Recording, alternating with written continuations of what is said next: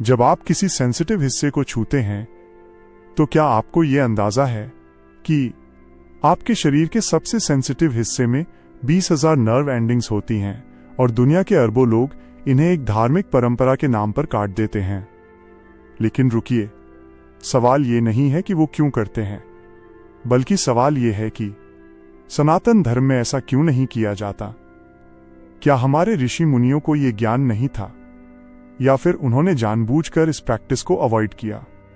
दोस्तों, मैं रितेश हूं और आज माइंड दर्शन पर मैं आपको एक ऐसे रहस्य से रूबरू कराने जा रहा हूं जो सुश्रुत संहिता, तंत्रशास्त्र और मॉडर्न मेडिकल साइंस तीनों को एक थ्रेड में पिरो देगा।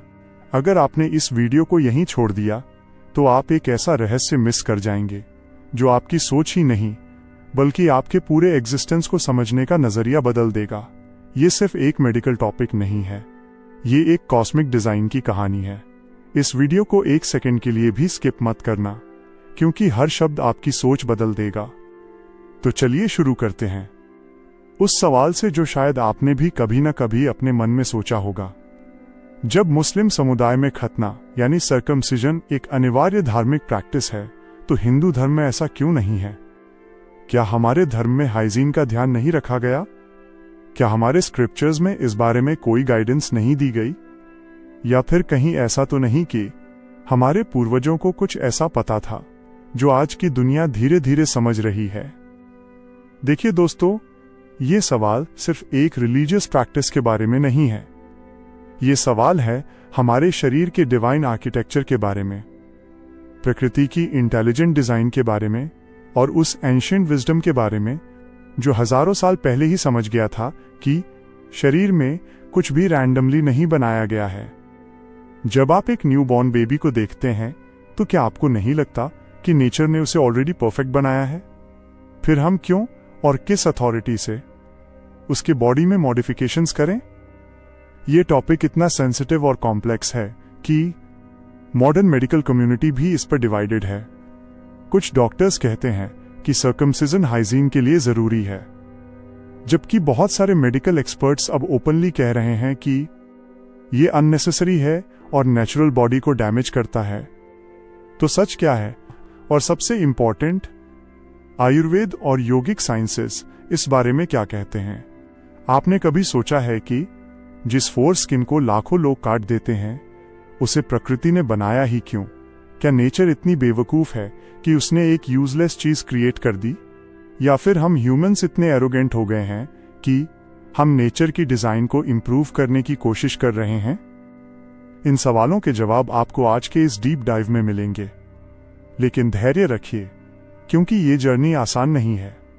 हम पहले एंशिएंट आयुर्वेदिक विजडम में जाएंगे, फिर मॉडर्न साइंस की लेबोरेटरीज में और अंत में उस स्पिरिचुअल डायमेंशन में जहां शरीर सिर्फ फ्लैश और बोन्स नहीं बल्कि एनर्जी और कॉन्शियसनेस का मैनिफेस्टेशन है। अब आते हैं उस एंशिएंट नॉलेज पर जो हजारों साल पुरानी है लेकिन आज भी उतनी ही रिलेवेंट है। सुश्रुत संहिता, जो दुनिया का सबसे पुराना सर्जिकल टेक्स्ट माना जाता है, उसमें मेल एनाटॉमी का बेहद डिटेल्ड डिस्क्रिप्शन है। महर्षि सुश्रुत, जिन्हें फादर ऑफ सर्जरी कहा जाता है, उन्होंने शिश्न विज्ञान यानी मेल ऑर्गन की साइंस पर पूरा एक चैप्टर लिखा है। सुश्रुत संहिता में लिखा है कि शरीरम खलु अनृतम किंचित नास्ति, यानी शरीर में कुछ भी व्यर्थ नहीं है। हर ऑर्गन, हर टिश्यू, हर सेल का एक स्पेसिफिक पर्पस है। जब हम फोर स्किन की बात करते हैं तो आयुर्वेद इसे शुष्क त्वचा कहता है और इसके 3 मुख्य फंक्शंस बताए गए हैं। पहला, ये एक नेचुरल प्रोटेक्टिव कवरिंग है जो सेंसिटिव म्यूकस मेम्ब्रेन को एक्सटर्नल डैमेज, इन्फेक्शंस और हार्श एनवायरनमेंट से बचाती है। दूसरा, इसमें स्नेह ग्रंथियां होती हैं जो स्मेग्मा नाम का एक नेचुरल सब्सटेंस प्रोड्यूस करती हैं। तीसरा, यह टिश्यू सुख अनुभव तंतु यानी प्लेजर सेंसिंग नर्व एंडिंग से भरा होता है। आयुर्वेदिक टेक्स्ट्स में एक और फैसिनेटिंग कॉन्सेप्ट है, यथा पिंडे तथा ब्रह्मांडे, यानी हमारा शरीर एक मिनिएचर यूनिवर्स है और उसका हर हिस्सा कॉस्मोस के किसी एलिमेंट से कनेक्टेड है। जब आप इस फिलॉसफी को समझेंगे तो आपको रियलाइज होगा कि बॉडी मॉडिफिकेशन करना सिर्फ फिजिकल लेवल पर नहीं बल्कि एनर्जेटिक लेवल पर भी एक डिस्टर्बेंस क्रिएट करता है। आयुर्वेद की एक और महत्वपूर्ण टीचिंग है प्रकृति यति भूतानि, यानी सभी प्राणी अपनी नेचुरल स्टेट में ही सबसे ज्यादा बैलेंस्ड होते हैं। जब हम बर्थ के समय जिस नेचुरल फॉर्म में आते हैं वही हमारा आइडियल फॉर्म है। इसे आर्टिफिशियली मॉडिफाई करना हमारी प्रकृति यानी नेचुरल कॉन्स्टिट्यूशन को डिस्टर्ब करता है, और जब प्रकृति डिस्टर्ब होती है तो वात, पित्त और कफ तीनों दोषों का बैलेंस बिगड़ सकता है।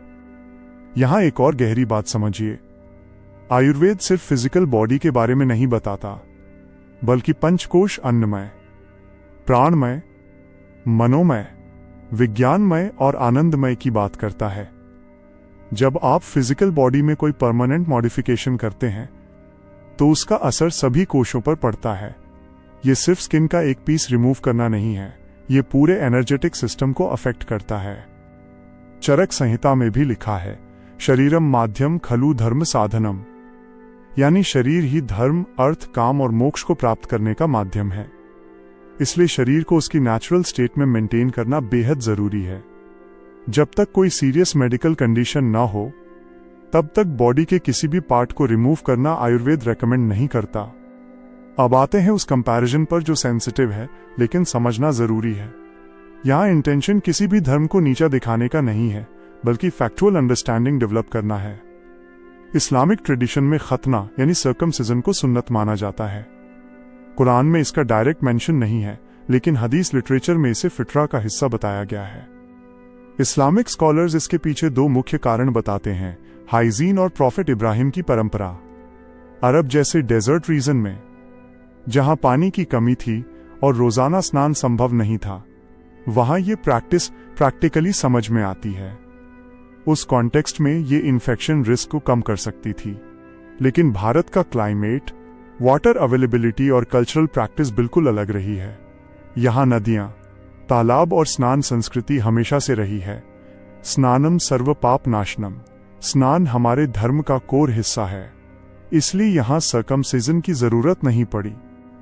हिंदू स्क्रिप्चर्स में सर्कमसिजन का कोई उल्लेख नहीं मिलता, न वेदों में, न उपनिषदों में, न पुराणों में। और ये साइलेंस एक्सीडेंटल नहीं है, ये डेलिब्रेट है, क्योंकि सनातन धर्म की फिलॉसफी कहती है कि नेचर परफेक्ट है। भगवद गीता में कृष्ण कहते हैं कि शरीर एक डिवाइन मशीन है। तो हम कौन होते हैं उसमें अननेसेसरी मॉडिफिकेशन करने वाले? मॉडर्न साइंस की बात करें तो मेल फोर स्किन में लगभग 20,000 नर्व एंडिंग्स होती हैं। ये पूरे मेल बॉडी के सबसे सेंसिटिव एरियाज में से एक है। कई स्टडीज, जिनमें British journal of urology international शामिल है, बताती हैं कि सर्कमसाइज्ड मेल्स में सेक्सुअल सेंसिटिविटी कम हो जाती है। हाइजीन के नाम पर मिलने वाले फायदे मार्जिनल हैं। यूटीआई का रिस्क बिना सर्कमसिजन लगभग 1% और सर्कमसिजन के बाद 0.1% बताया जाता है। सवाल यह है, क्या इतने छोटे बेनिफिट के लिए परमानेंट बॉडी मॉडिफिकेशन जस्टिफाइड है? स्पिरिचुअल लेवल पर योग और तंत्र कहते हैं कि जेनिटल एरिया मूलाधार चक्र से जुड़ा होता है। मूलाधार हमारी फाउंडेशन एनर्जी है, वहां की किसी भी परमानेंट कटिंग से एनर्जी फ्लो डिस्टर्ब हो सकता है। तंत्र में शरीर को मंदिर माना गया है। बॉडी मॉडिफिकेशन करना मंदिर को नुकसान पहुंचाने जैसा माना जाता है। कुंडलिनी योग, ऊर्ध्वरेतस और ब्रह्मचर्य जैसी प्रैक्टिसेस में नेचुरल बॉडी को बेहद जरूरी माना गया है। शरीर की नेचुरल सेंसिटिविटी और फंक्शन प्रिजर्व रहना चाहिए ताकि एनर्जी ऊपर की ओर ट्रांसम्यूट हो सके। एक अनकंफर्टेबल ट्रुथ ये भी है कि सर्कमसिजन एक $multi-billion इंडस्ट्री है, खासकर वेस्टर्न कंट्रीज में। रिमूव की गई फोर स्किन का इस्तेमाल कॉस्मेटिक और मेडिकल रिसर्च में किया जाता है, जिसकी जानकारी अक्सर पेरेंट्स को नहीं दी जाती। कंसेंट का इशू यहाँ सबसे बड़ा सवाल बनता है। अगर कोई एडल्ट पूरी जानकारी के साथ अपने लिए ये डिसीजन लेता है तो वो उसका पर्सनल राइट है, लेकिन बिना मेडिकल नेसेसिटी के बच्चों पर यह फैसला थोपना एथिकली क्वेश्चनेबल है। प्रैक्टिकल लेवल पर समाधान बहुत सिंपल है, डेली स्नान, basic hygiene, mild cleansers, cotton underwear और अवेयरनेस। जब तक कोई सीरियस मेडिकल कंडीशन न हो तब तक नेचुरल बॉडी को वैसे ही रहने देना सबसे बेहतर है। अंत में सबसे बड़ा लेसन यही है कि प्रकृति ने जो दिया है उसमें डिवाइन इंटेलिजेंस है, फोर्स की कोई गलती नहीं है। ये एक फंक्शनल, सेंसिटिव और जरूरी डिजाइन है।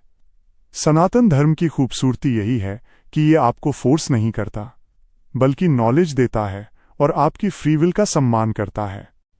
शरीरम माध्यम खलु धर्म साधनम, शरीर ही धर्म का प्रथम साधन है। इसे उसकी नेचुरल स्टेट में सम्मान देना ही असली समझदारी है।